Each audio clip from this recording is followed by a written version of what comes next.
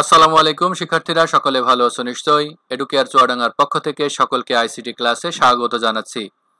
আমাদের চ্যানেলে C programming এর উপর ধারাবাহিক ক্লাস চলছে। আশা করি তোমরা আগের ভিডিওগুলো দেখে নিয়েছো। তোমরা স্ক্রিনে যে প্রোগ্রামটি দেখতে পাচ্ছ সেটি আমরা লাস্ট ক্লাসে ডিসকাস করেছিলাম। আজ আমরা এই প্রোগ্রাম থেকে ফ্লোচার্ট ও অ্যালগরিদম করে দেখাবো। তোমরা দেখতে পাচ্ছ একেবারে ডান পাশের ঘরে আমরা আগের সি প্রোগ্রামটি লিখে নিয়েছি। সি প্রোগ্রামিং, ফ্লোচার্ট এবং অ্যালগরিদম মূলত একই জিনিসের তিনটি নাম। সি প্রোগ্রামিং জানা থাকলে ফ্লোচার্ট এবং অ্যালগরিদম খুবই সহজ। আগেই বলেছি সি প্রোগ্রামিং এর তিনটি পার্ট: ইনপুট, প্রসেসিং এবং আউটপুট। চলো এদেরকে আমরা এই বাম পাশের ঘরে আলাদা করে লিখি। খেয়াল করো, সি প্রোগ্রামিং করার সময় আমরা এক্স এবং ওয়াই কে ইনপুট হিসাবে নিয়েছিলাম, তাই আমরা লিখেছি ইনপুট এক্স ওয়াই। প্রসেসিং এর সময় লিখেছিলাম sum equal x plus y, তাই এখানে লিখেছি sum equal x plus y. আর আউটপুটের সময় আমরা সাম ভ্যারিয়েবলের ভ্যালু প্রিন্ট করেছিলাম, তাই এখানে লিখছি প্রিন্ট সাম। এটুকু হয়তো তোমাদের কাছে ক্লিয়ার হয়েছে। এবার আমরা চারটি সিম্বলের সাথে পরিচিত হব। খেয়াল করো, সামন্তরিকের মতো যে সিম্বলটি রয়েছে এটি হলো input output symbol.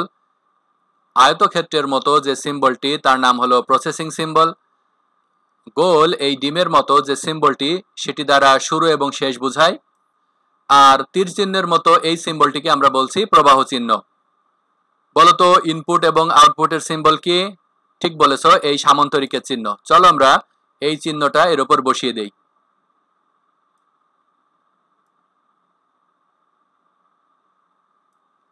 Input output একই চিহ্ন হয়ে গেল। এরপরে প্রসেসিং চিহ্ন আমরা প্রসেসিং এর উপর বসিয়ে দেই। চলো, হয়ে গেল। ইনপুটের আগের স্টেপটাকে আমরা বলবো শুরু, আর আউটপুটের শেষের স্টেপটাকে আমরা বলবো শেষ। এবারে এই ফ্লোচার্টের কথাগুলোই আমরা যদি ধাপ আকারে লিখি তাহলেই হয়ে যাবে অ্যালগরিদম। আমরা বোঝার সুবিধার্থে ইনপুট, প্রসেসিং এবং আউটপুট এই কথাগুলো লিখেছিলাম। এবারে আমরা এগুলোকে বাদ দিয়ে দেব।